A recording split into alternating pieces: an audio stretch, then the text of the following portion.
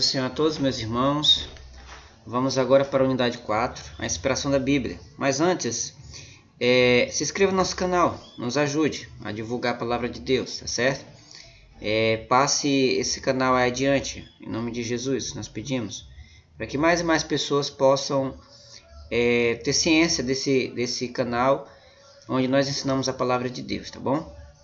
E além disso, além de você se inscrever e também passar adiante, ative o sininho para quando tiver novos vídeos, novas aulas, você seja notificado, né?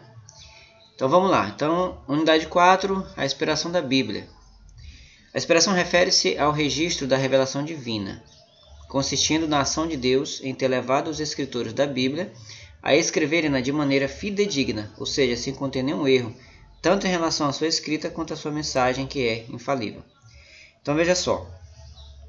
Então ele diz o seguinte, que essa inspiração refere-se ao registro da revelação divina. O que é revelar? Revelar nada mais é do que tirar o véu, certo? Revelação divina, revelação vindo da parte de Deus, ok? Então Deus ele se revelou de maneira geral e de maneira especial. De maneira especial ele se revela por intermédio de Cristo e também da Bíblia, da sua palavra, tá certo? Então a Bíblia ela é uma revelação especial de Deus para nós, ok? Então essa inspiração ela é justamente o registro, né? Se refere justamente a isso, a esse registro dessa revelação divina para nós. Então Deus ele escolheu homens, certo?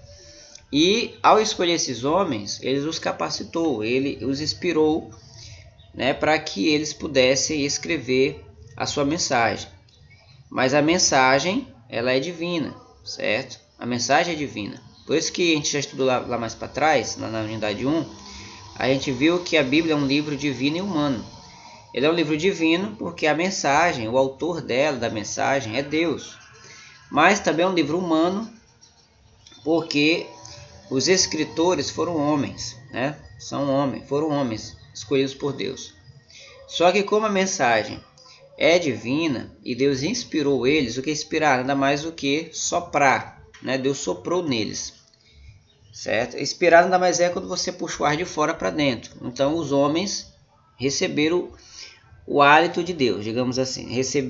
Aqueles homens receberam a inspiração, né, de Deus para que assim pudessem estar aptos a escrever a palavra de Deus. Por isso que a Bíblia ela é infalível, certo? A gente deve estudar isso mais adiante, mas eu vou logo adiantar. A Bíblia é infalível porque a mensagem, o dono da mensagem é o próprio Deus, certo? Como ele é o próprio Deus, que é o dono da mensagem, então não tem como haver erros. Agora isso, claro, em relação aos manuscritos originais, porque somente quem foram inspirados foram aqueles que escreveram, certo? Os escritores, cerca de 40 escritores que escreveram a Bíblia. Então Pedro, Paulo, Moisés, Mateus, Marcos, Lucas, João e todos os demais escritores, né, que escreveram, todos eles foram inspirados. Mas isso é relacionado aos manuscritos originais. As traduções, certo, feitas posteriormente para outras línguas, certo, essas traduções elas não são inspiradas. Vamos deixar isso bem claro aqui para todos, tá certo? O que é inspirados eram os originais, ok? Escritos de punho ou ditados pelos próprios escritores, tá certo? Então, a influência sobrenatural do Espírito Santo sobre os homens separados por ele mesmo. Então, o Espírito Santo ele influenciava essas pessoas, certo? Ele soprava neles para que assim eles pudessem registrar de forma inerrante, para que não pudesse haver erros, certo? E para que a Bíblia fosse suficiente, ok? Que tivesse ali aquilo que era necessário para nós, que Deus achava que era necessário que nós conhecêssemos a respeito dele e de toda a sua criação.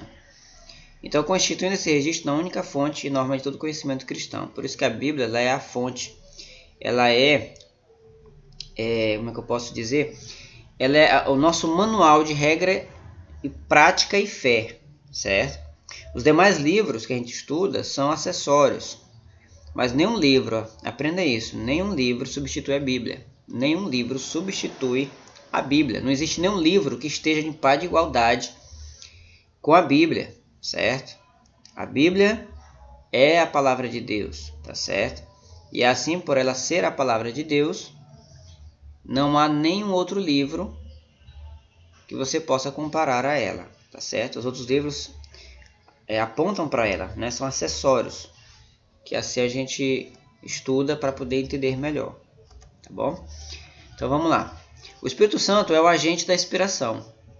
O Dr. Ron Rhodes diz que a inspiração bíblica pode ser definida como a supervisão de Deus sobre os autores, a fim de que, mesmo usando suas personalidades individuais e estilos literários, eles compusessem e registrassem sem erro sua revelação ao homem.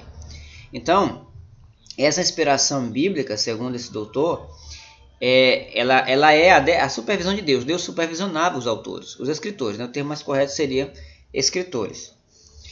Porque autor é o dono da mensagem. O dono da mensagem a gente sabe que é Deus. Então Deus, ele supervisionava esses escritores. Só que uma coisa interessante é que eles não eram possuídos, certo? Eles não perdiam a sua consciência. Pelo contrário, Deus respeitava as personalidades individuais e o estilo literário de cada um deles, tá certo? Então você vê aí Pedro, que tinha uma educação inferior a Paulo, você vê que o grego